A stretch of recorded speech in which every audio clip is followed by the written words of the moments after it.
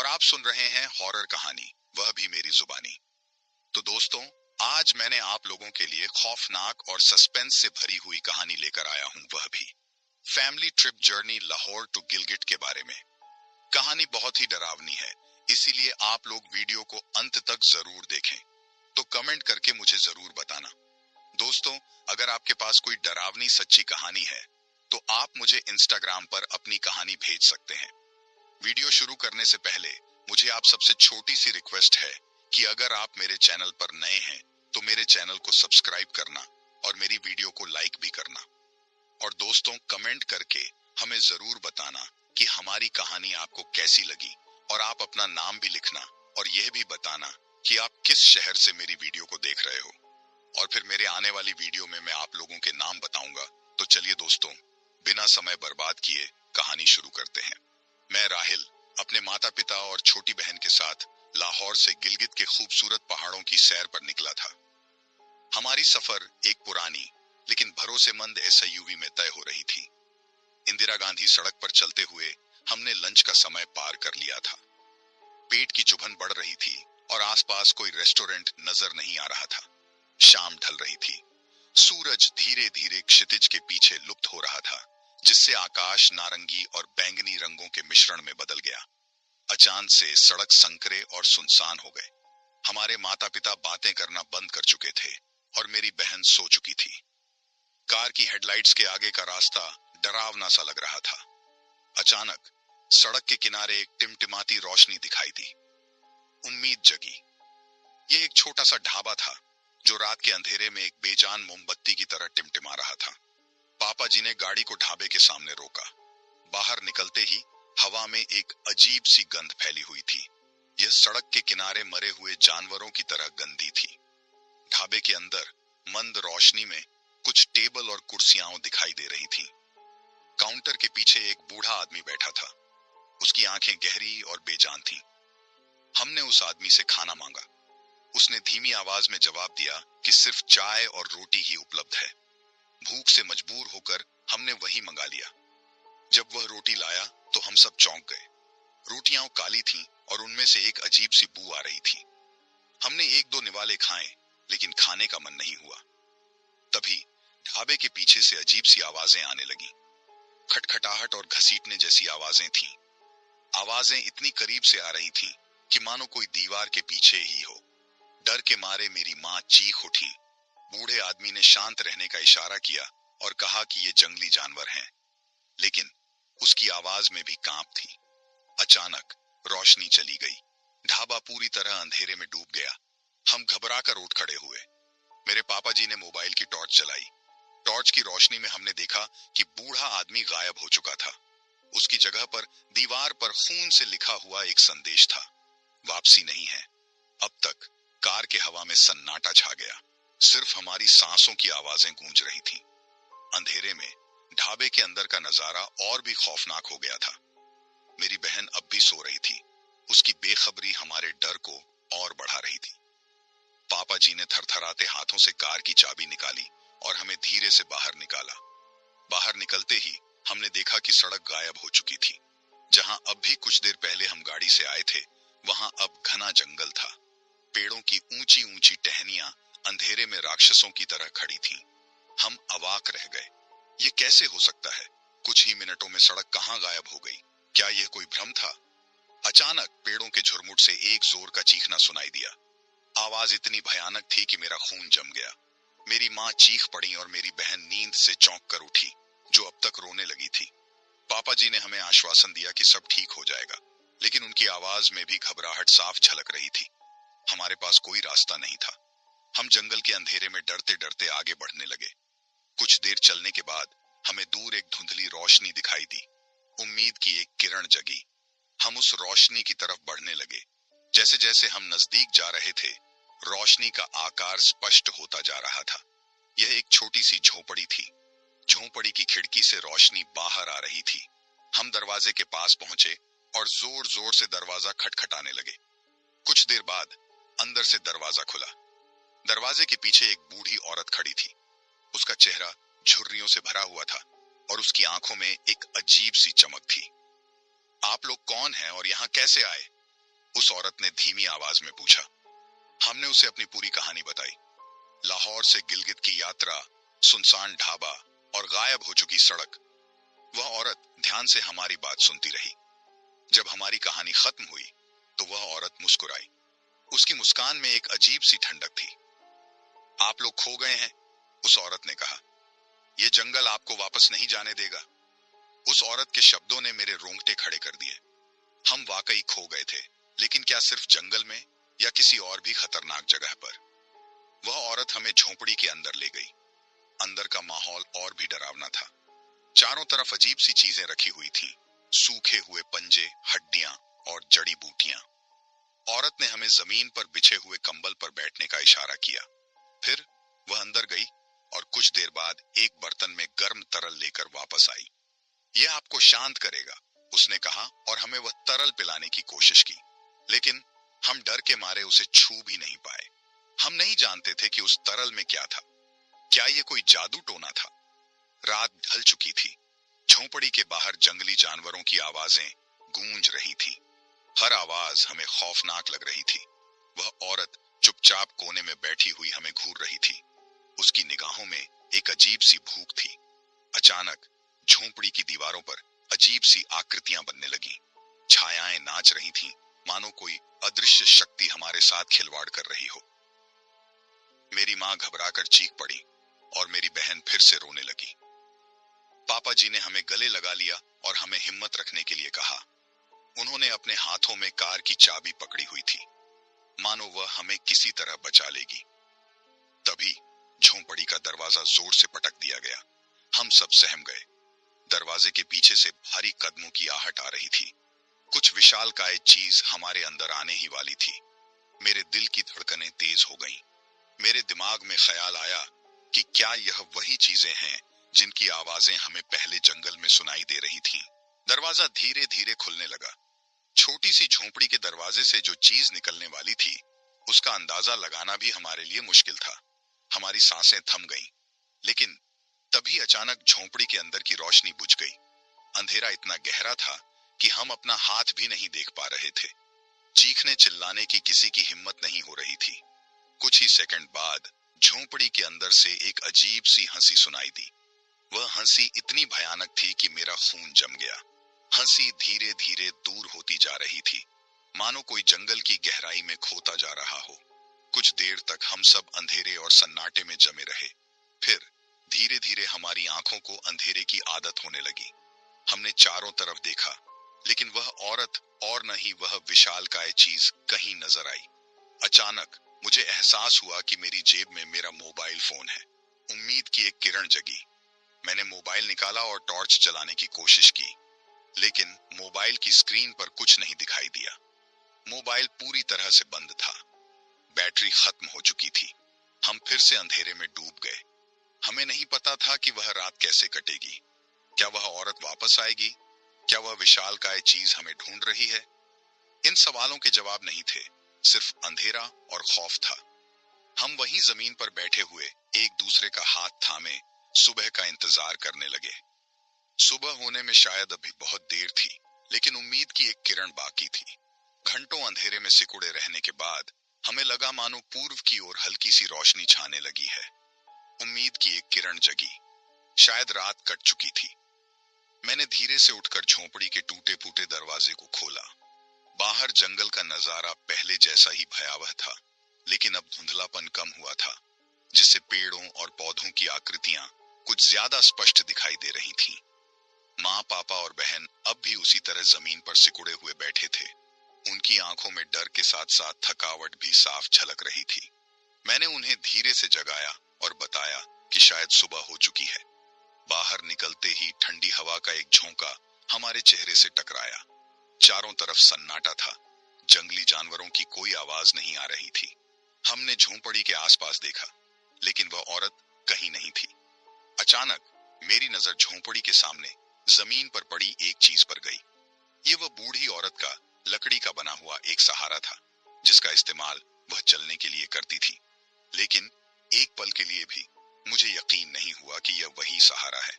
यह बहुत पुराना और जर्जर लग रहा था, मानो सालों से जंगल में पड़ा हुआ हो।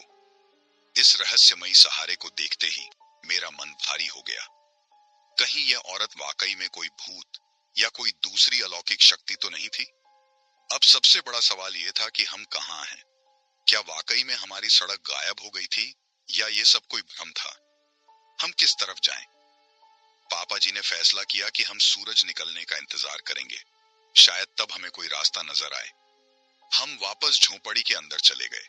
अंदर का माहौल अब और भी डरावना लग रहा था।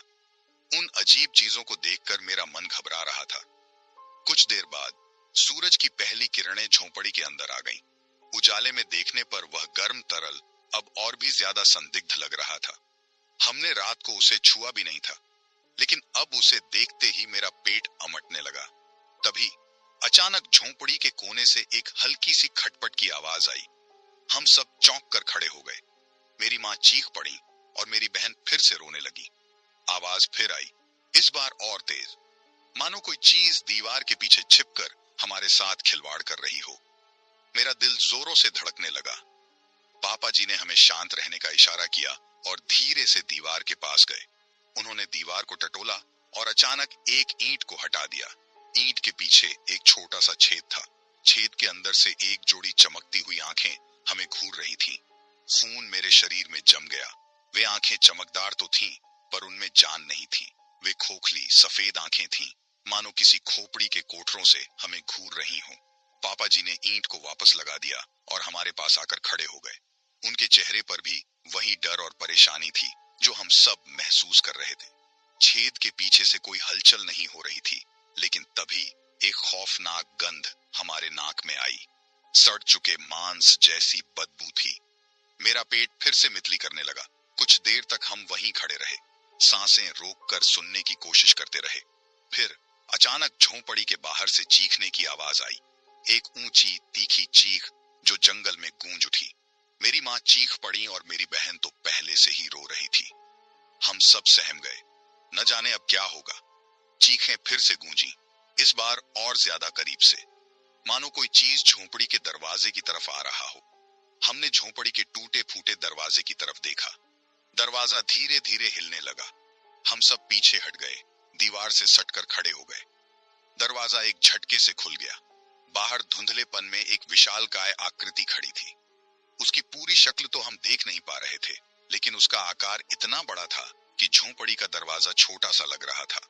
उस विशालकाय आकृति की आंखें जल रही थीं, लाल आग की तरह। उसका मुंह चौड़ा खुला था, जिसमें हमें नुकीले दांत और लंबी जीभ दिखाई दे रही थी। हमारे सामने खड़े उस खौफनाक जीव को देखकर मेरा दिमाग सुन्न हो गया। मैं हिल भी नहीं पा रहा था, बस वहीं खड़ा हुआ उसे देखता रहा। वह जीव धीरे धीरे झोंपड़ी के अंदर आया। उसके पंजों की आवाज जमीन पर गूंज रही थी। हमारी सांसें रुक गईं। वह जीव हमारे इतने करीब आ चुका था कि हम उसकी बदबू को साफ साफ सूंघ सकते थे। सड़न और खून की भयानक गंध। वह जीव अब सीधे हमारे सामने खड़ा था। उसने अपना विशाल सिर नीचे झुकाया और हमें गौर से देखा। उसकी आंखों में भूख की चमक थी। हम मूर्ति बनकर खड़े थे, हिलने जुलने की हिम्मत भी नहीं जुटा पा रहे थे। तभी उस जीव ने अपना मुंह खोला और एक जोर का दहाड़ा लगाया। वह इतना तेज था कि झोंपड़ी की दीवारें हिल गईं। हम सब चीख पड़े। मेरी बहन तो बेहोश होकर गिर पड़ी। अब मौत हमें इतनी करीब लग रही थी जितनी कभी नहीं लगी थी। वह जीव अपना विशाल पंजा उठाते हुए हमारे ऊपर लाया। मेरी आंखों के सामने अंधेरा छा गया। क्या यह हमारा अंत था? अंधेरे के उस थपेड़े से कुछ ही पल पहले एक और चीख ने जंगल को चीर दिया। यह चीख पिछली चीखों से बिल्कुल अलग थी। यह एक लंबी चीत्कार भरी आवाज थी, जिससे मानो जंगल का हर पेड़ कांप उठा हो। वह विशालकाय जीव भी एक पल के लिए रुक गया। उसने अपना पंजा हवा में ही रोक लिया और उस चीख की दिशा में सिर घुमाया। उसकी जलती हुई आंखों में एक पल के लिए असमंजस छलका। फिर मानो किसी अदृश्य आदेश का पालन करते हुए वह जीव धीरे धीरे पीछे हटने लगा। उसके कदम भारी थे। जमीन पर गड्ढे करता हुआ वह झोंपड़ी से बाहर निकल गया। हम सब वहीं जमीन पर गिरे पड़े रहे। सांस लेने की भी हिम्मत नहीं हो रही थी। धीरे धीरे जंगल में सन्नाटा छा गया। उस भयानक चीख और विशालकाय जीव के जाने के बाद मानो जंगल खुद भी अपनी सांस रोक रहा हो। कुछ देर बाद जब हमारे होश कुछ संभले तो मैंने देखा कि मेरी माँ बेहोशी से बाहर आ चुकी हैं। वह मेरी बहन को गोद में लेकर उसे जगाने की कोशिश कर रही थी। पापा जी भी दीवार के सहारे खड़े होकर तेजी से सांस ले रहे थे। हम किसी तरह उठे और झोंपड़ी के बाहर निकले। सूरज अब काफी ऊपर आ चुका था। जंगल का नजारा पहले जैसा ही भयानक था, लेकिन अब उसमें एक नया डर भी शामिल हो गया था। वह जीव कहाँ गया? क्या वह वापस आएगा? और वह भयानक चीख किसने लगाई थी? ये सवाल हमारे दिमाग में घूम रहे थे, जिनका कोई जवाब नहीं था। अचानक मेरी नजर जमीन पर पड़ी।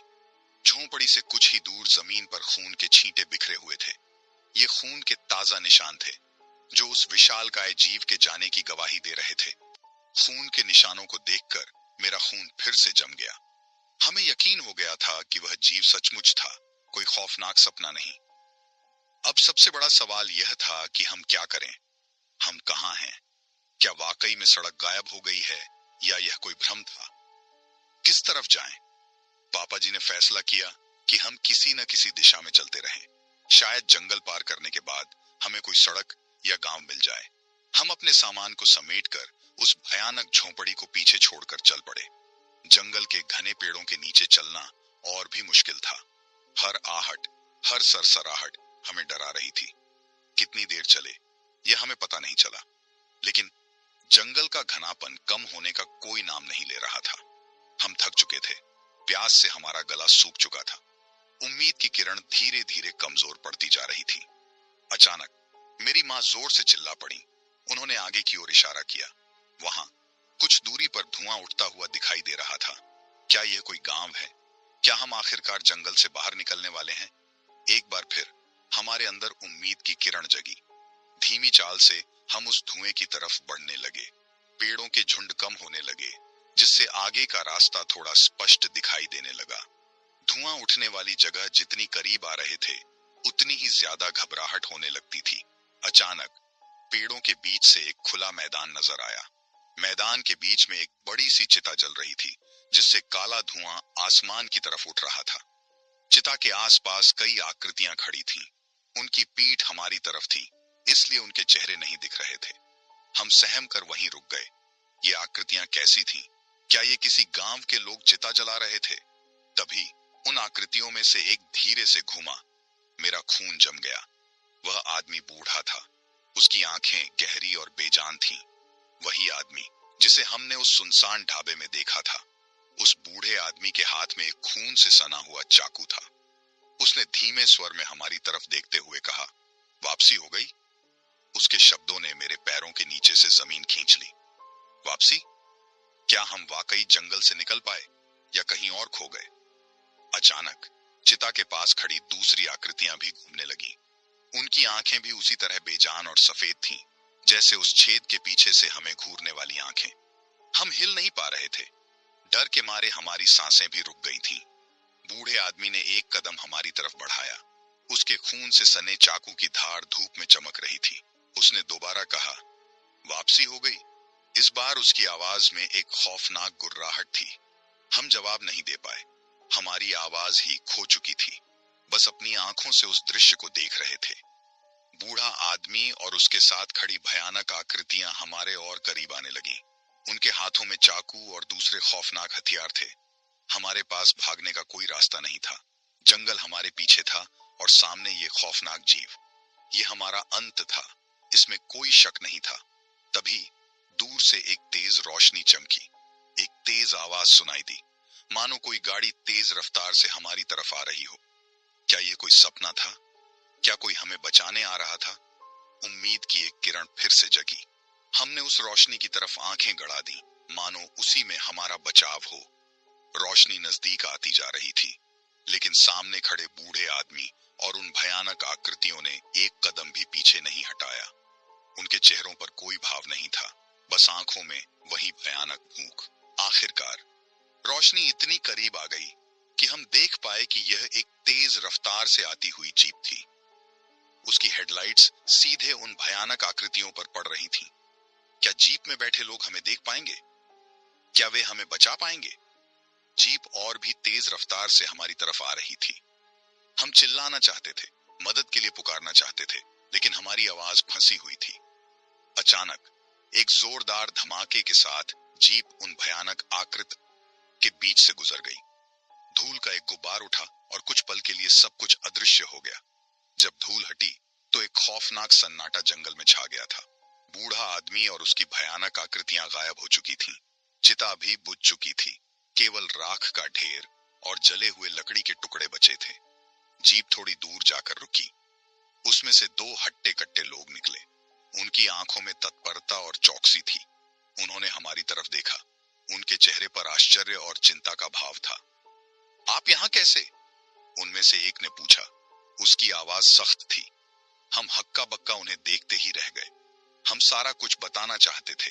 जंगल में खो जाना, भयानक झोंपड़ी, विशालकाय जीव, वह खौफनाक धुआं और चिता, लेकिन शब्द गले में अटक गए। हम केवल कांपते हुए इशारों से ही अपनी कहानी बता पाए। उन लोगों ने धैर्यपूर्वक हमें सुना। फिर उनमें से एक ने कहा, आप काफी दूर जंगल में चले आए हैं। यहाँ कोई सड़क नहीं है। शायद आप कहीं भटक गए। हमारे अंदर एक ठंडी सिहरन दौड़ गई। क्या वाकई में कोई सड़क नहीं थी? क्या हम किसी भ्रम में थे? आप कहाँ जा रहे थे? दूसरे आदमी ने पूछा। हमने उन्हें शहर का नाम बताया जिसकी तरफ हम यात्रा कर रहे थे। वे दोनों लोग आपस में कुछ देर बातें करने लगे। उनकी आवाज धीमी थी। हम उनकी बातचीत नहीं सुन पा रहे थे, लेकिन उनके चेहरे पर गंभीरता साफ झलक रही थी। आखिरकार एक आदमी हमारी तरफ आया और बोला, हम आपको अपने साथ वापस ढाबे तक ले चलते हैं। वहां से आप कॉल करके मदद ले सकते हैं। ढाबा? वही सुनसान ढाबा जहां हमने पहले उस बूढ़े आदमी को देखा था। एक सिहरन हमारी रीढ़ की हड्डी से नीचे उतर गई, लेकिन हमारे पास कोई दूसरा रास्ता नहीं था। हम उन दोनों लोगों के साथ जीप में बैठ गए। रास्ते भर हम एक दूसरे से कोई बात नहीं कर पाए। जंगल के डरावने दृश्य हमारे दिमाग में घूम रहे थे। कुछ देर बाद हम ढाबे के सामने पहुंचे। ढाबा अब भी उतना ही सुनसान था जितना पहले देखा था। उन दोनों लोगों ने गाड़ी रोकी और कहा, आप लोग अंदर आराम कर लो, हम फोन करके सहायता बुलाएंगे। हम ढाबे के अंदर दाखिल हुए। अंदर का माहौल बदबू से भरा हुआ था। वही टूटी फूटी कुर्सियां और टेबल, वही धूल जमी हुई खिड़कियां। एक अनहोनी सी बेचैनी हमें घेर रही थी। तभी किचन के दरवाजे से वही बूढ़ा आदमी निकला। उसके हाथ में एक खून से सना हुआ चाकू था। उसकी बेजान आंखों में एक भयानक चमक थी। वापसी हो गई? उसकी आवाज में एक खौफनाक गुर्राहट थी। हम सहम कर खड़े हो गए। जीप में बैठे हुए दोनों लोग कहाँ थे? कहीं वे भी उसी भयानक दुर्घटना का शिकार हो गए थे जिस धमाके के बाद सब कुछ अदृश्य हो गया था। बूढ़े आदमी की धीमी चाल से हमारे कदम पीछे हटने लगे। हर पल के साथ किचन का अंधेरा हमारे ऊपर छाता हुआ महसूस हो रहा था। उसकी बेजान आंखों की चमक कमरे के अंधेरे कोनों को भी चीरती हुई प्रतीत हो रही थी। तभी एक अजीब सी आवाज सुनाई दी। एक धीमी, धातु से धातु बजने जैसी खटपट जो किचन के पीछे से आ रही थी। बूढ़ा आदमी एक पल के लिए रुका। उसने अपना सिर धीरे से उस तरफ घुमाया, मानो किसी अदृश्य आदेश का पालन कर रहा हो। हमने सांसें रोकी, आंखें उस खटपट की दिशा में गड्ढा दी। किचन के अंधेरे से एक धुंधली आकृति धीरे धीरे बाहर निकलने लगी। यह आकृति बूढ़े आदमी से भी ज्यादा विशाल थी। उसका पूरा रूप अंधेरे में छिपा हुआ था। जैसे ही वह आकृति पूरी तरह से बाहर निकली, हमारी चीखें गले में ही दब गईं। वह विशाल जीव मांसपेशियों का एक ढेर था। उसकी त्वचा सड़ी हुई लग रही थी और उसके मुंह से लार टपक रही थी। उसके हाथों में खंजर नुमा लंबे पंजे थे। बूढ़ा आदमी उस जीव के सामने झुक गया, मानो किसी राक्षस के सामने नतम हो रहा हो। जीव ने गुर्राते हुए कोई आदेश दिया। उसकी आवाज कब्र से निकलती हुई किसी भयानक चीख जैसी थी। बूढ़े आदमी ने हमारी तरफ देखा। उसकी आंखों में अब चमक नहीं, बल्कि एक अजीब सा भय था। वह हमारी तरफ बढ़ने लगा, लेकिन साथ ही कुछ पीछे भी हट रहा था, मानो हमें उस जीव के पास ले जाना चाहता हो, पर साथ ही उस जीव से भी डर रहा हो। हम पीछे हटने की कोशिश कर रहे थे, लेकिन हम पहले ही जर्जर ढाबे की दीवार से सटे हुए थे। भागने का कोई रास्ता नहीं था। हम फंस गए थे। बूढ़ा आदमी अब हमारे बिल्कुल करीब आ चुका था। उसने अपना खून से सना हुआ चाकू फिर से उठा लिया।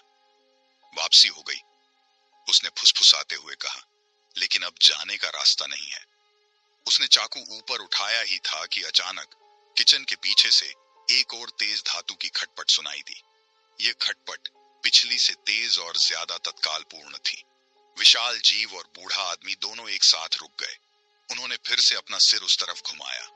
खटपट की आवाज और भी तेज हो गई, मानो कोई चीज किचन के दरवाजे को तोड़ने की कोशिश कर रहा हो। हम उम्मीद की एक किरण जगे। क्या कोई हमें बचाने आ रहा था? अचानक किचन का दरवाजा एक जोरदार धमाके के साथ फर्श पर गिर गया। धूल का गुब्बार उठा और अंधेरे से एक आकृति सामने आई। धूल के गुब्बार में छिपी आकृति को देखते ही हमारा खून जम गया। यह कोई मनुष्य नहीं था। उसका शरीर दुबला पतला था, लेकिन उसकी हड्डियां अस्वाभाविक रूप से लंबी और टेढ़ी थीं। उसकी त्वचा काली चमड़े जैसी थी और उस पर अजीब निशान बने हुए थे, जो किसी अज्ञात भाषा के अक्षरों की तरह लग रहे थे। उसकी आंखें दो खाली कोटर थीं, जिनमें लाल अंगारे धधक रहे थे। यह जीव न तो बूढ़े आदमी जैसा नरभक्षी था, न ही उस विशाल मांसपेशियों के ढेर जैसा राक्षस। यह कुछ और ही भयानक था। यह एक अथाह भूख का, शुद्ध बुराई का साकार रूप था। जैसे ही वह जीव किचन से बाहर निकला, उस विशाल राक्षस ने एक जोर का दहाड़ा लगाया और उस पर झपट्टा मारने के लिए आगे बढ़ा। ऐसा लगा मानो जहन्नुम के दो दरिंदे आपस में लड़ने वाले हैं। लेकिन उस अजीब जीव ने उन खंजरनुमा पंजों को हवा में ही धूल बना दिया। उसकी गति बिजली जैसी तेज थी। उसने विशाल राक्षस के शरीर पर ऐसे वार किए जो मानो हवा में गायब हो जाते थे। फिर अचानक राक्षस के शरीर से खून का फव्वारा फूट पड़ता। कुछ ही सेकंड में विशाल राक्षस चीखता हुआ जमीन पर ढेर हो गया। उसका शरीर तेजी से सिकुड़ने लगा, मानो उसका जीवन का सार उस काले जीव में समा रहा हो। बूढ़ा आदमी दहशत में किचन के अंधेरे कोने में दुबक गया। उसकी आंखों में सिर्फ भय ही शेष था। अब हम चारों का सामना उस अथाह भूख से भरे जीव से था। वह हमारी तरफ धीरे धीरे बढ़ने लगा। उसकी हड्डियां हर कदम पर कचकचाहट की भयानक आवाज पैदा कर रही थीं। हमारे सामने मौत के ये तीन अलग अलग रूप खड़े थे। कोई बचाने वाला नहीं था। इस जंगल में, इस सुनसान ढाबे में हमारा अंत निश्चित था। तभी उस अजीब जीव ने हमारी तरफ अपना सिर झुकाया। उसकी खाली आंखों के कोटरों में लाल अंगारे और भी तेज हो गए। उसने एक ऐसी आवाज में बोला जो किसी भी मानवीय भाषा से मेल नहीं खाती थी, फिर भी हम उसे समझ पाए। वह बोला, तुम भी शिकार नहीं हो, तुम चाबी हो। चाबी हो। उस जीव के शब्द हमारे दिमाग में गूंजने लगे। चाबी? क्या चाबी? हम किस चीज की चाबी हो सकते थे? कुछ समझ में न आने का डर और भी बढ़ गया। शिकार न होना कम खौफनाक नहीं था। उस जीव ने तेज गति से अपनी हड्डीले हाथ बढ़ाए और हमारी ओर लपका। उसके काले पंजों से निकलने वाले नुकीले नाखून भयानक लग रहे थे। हम चीखने की कोशिश कर रहे थे, लेकिन गले से कोई आवाज नहीं निकल रही थी। अचानक एक तेज रोशनी कमरे में फैल गई। किचन के टूटे हुए दरवाजे से एक हल्की सी चमक आ रही थी। हमने आंखें मूंद ली। रोशनी की तीव्रता से हमारी आंखों में चुभन हो रही थी। कुछ देर बाद जब हमने आंखें खोली तो वह अजीब जीव गायब हो चुका था। बूढ़ा आदमी भी नहीं था। उनकी जगह किचन के दरवाजे पर एक लंबी सफेद पोशाक पहने हुए महिला खड़ी थी। उसकी पीठ पर सफेद पंख लगे हुए थे जो धीरे धीरे हिल रहे थे। उस महिला के हाथों में एक चमकती हुई छड़ी थी जिससे ही वह रोशनी निकल रही थी। उसकी आंखें नीली थीं और शांत लग रही थीं, लेकिन उसके चेहरे पर कोई भाव नहीं था। आप कौन हैं? हम में से किसी एक ने कांपते हुए आवाज में पूछा। महिला ने जवाब नहीं दिया। उसने बस धीरे से अपने हाथों को हिलाया, मानो हमें आश्वस्त करने की कोशिश कर रही हो। फिर वह अपनी छड़ी से किचन के अंधेरे कोने की तरफ इशारा किया। हम घबराते हुए उस तरफ देखने लगे। वहां अंधेरे में कोई हलचल हो रही थी। धीरे धीरे एक आकृति सामने आई। यह वही विशाल राक्षस था, लेकिन अब वह पहले जैसा भयानक नहीं लग रहा था। उसकी आंखों से लाल चमक गायब हो चुकी थी और वह अब एक बेजान कठपुतली की तरह लग रहा था। उस महिला ने फिर से अपनी छड़ी से इशारा किया, इस बार हमारे सामने। हम हैरानी से एक दूसरे का मुंह देखने लगे। एक और आवाज कांपती हुई निकली, लेकिन हम चाबी कैसे हो सकते हैं? महिला ने फिर से कुछ नहीं कहा। उसने सिर्फ अपनी छड़ी को हमारी तरफ बढ़ाया। छड़ी के सिरे पर एक छोटा सा चांदी का हार लटक रहा था। हार पर एक खोपड़ी का आकार का लटकन था, जिसकी आंखों के स्थान पर दो चमकते हुए नीले पत्थर जड़े थे। हार की चमक हमारी आंखों को चुभ रही थी। क्या यह हमारी बात अधूरी रह गई? अचानक वह हार हवा में उछलकर सीधे हमारी मां की गर्दन में आकर लटक गया। उसी पल कमरे में फिर से एक भयानक चीख गूंजी। हम चीखने की आवाज की तरफ देखने के लिए मुड़े। किचन के अंधेरे से एक और आकृति निकल रही थी। ये पहले वाला अजीब जीव नहीं था, लेकिन वह उससे कुछ कम भयानक नहीं लग रहा था। यह एक लंबा दुबला प्राणी था, जिसका शरीर काले धुएं से बना हुआ लगता था। उसके पास कोई आंखें नहीं थीं। उसकी जगह दो खाली गड्ढे थे। उसके मुंह से आग की लपटें निकल रही थीं। वह जीव सीधे हमारी मां की तरफ झपटा, जिसके गले में अब वह चांदी का हार लटक रहा था। हम चीख उठे। हमारी मां चीख नहीं पा रही थी। उनके चेहरे पर दहशत का साया मंडरा रहा था। उस काले धुएं से बने जीव ने हमारी मां को पंजों में जकड़ लिया। उसकी आग उगलते मुंह से निकलने वाली लपटें हार को छूने ही वाली थीं। अचानक सफेद पोशाक वाली महिला तेजी से हरकत में आई। उसने अपनी छड़ी को ऊपर उठाया और एक अजीब सी भाषा में कुछ बोलना शुरू किया। कमरे में एक काली हवा का झोंका उठा, जो उस महिला और काले धुएं के जीव के बीच में आ गया। हवा के झोंके से टकराते ही जीव चीख उठा। उसकी काली आकृति तड़पने लगी, मानो उसे तीव्र जलन हो रही हो। लेकिन हार को छूने की उसकी जिद कम नहीं हुई। हमारी मां चीखने की कोशिश कर रही थी, लेकिन उनके मुंह से कोई आवाज नहीं निकल रही थी। उनके गले में लटकता हार गर्म हो रहा था। हम देख पा रहे थे कि उसकी चमक धीमी पड़ने लगी है। उस सफेद पोशाक वाली महिला का चेहरा अब भी भावहीन था, लेकिन उसकी आंखों में एक दृढ़ निश्चय झलक रहा था। वह और भी तेज आवाज में बोलने लगी। हवा का झोंका और भी तेज हो गया। काले धुएं का जीव चीख पुकार कर रहा था। उसकी आकृति अब धुआं के छल्लों की तरह हवा में बिखरने लगी। हार की चमक पूरी तरह से खत्म हो चुकी थी। अचानक एक जोरदार धमाके के साथ पूरा किचन कांप उठा। धूल का गुब्बार उड़ गया। जब धुआं छंटा तो हमने देखा कि सफेद पोशाक वाली महिला गायब हो चुकी थी। उसकी जगह जमीन पर सिर्फ उसकी चमकती हुई छड़ी ही पड़ी थी। हमारी मां जमीन पर गिर पड़ी। उनके गले से अब भी कोई आवाज नहीं निकल रही थी। उनके हाथ हार को पकड़ने के लिए फैले हुए थे, जो अब काला पड़ चुका था और उससे कोई चमक नहीं आ रही थी। हम चीखते हुए अपनी मां के पास दौड़े। उनके सीने पर हाथ रखा, उनकी सांसों को सुनने की कोशिश की। कुछ नहीं था। उनकी आंखें खुली थीं, लेकिन उनकी पुतलियां बेजान हो चुकी थीं। जमीन पर पड़े काले हार को देखते हुए हम समझ गए थे कि हमारी मां अब नहीं रही। हम एक दूसरे से लिपटकर जोर जोर से रोने लगे। जंगल में खोने से लेकर विशाल राक्षसों और उन भयानक जीवों का सामना करना, सब कुछ हमारे सामने कौंध गया। लेकिन सबसे बड़ा डर अब साकार हो चुका था। अचानक किचन के टूटे हुए दरवाजे से एक तेज रोशनी फिर से आने लगी। हम डरते हुए उठे और दरवाजे की तरफ देखा। रोशनी के बीच में खड़े थे वे दोनों हट्टे कट्टे लोग, जिन्हें हमने जीप में देखा था। उनके चेहरे पर भी हैरानी साफ झलक रही थी। उन्हें देखते ही हम और जोर से रोने लगे। हमने उन्हें सब कुछ बताया। जंगल, भयानक जीव, सफेद पोशाक वाली महिला और अब हमारी मां। चेहरे पर दहशत का साया मंडरा रहा था। उस काले धुएं से बने जीव ने हमारी मां को पंजों में जकड़ लिया। उसकी आग उगलते मुंह से निकलने वाली लपटें हार को छूने ही वाली थीं।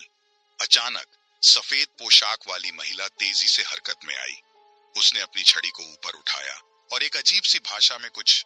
तो मुझे उम्मीद है कि आपको वीडियो पसंद आएगा और कृपया मेरे चैनल को सब्सक्राइब करें और वीडियो को लाइक करें। अगले वीडियो में मिलते हैं। तब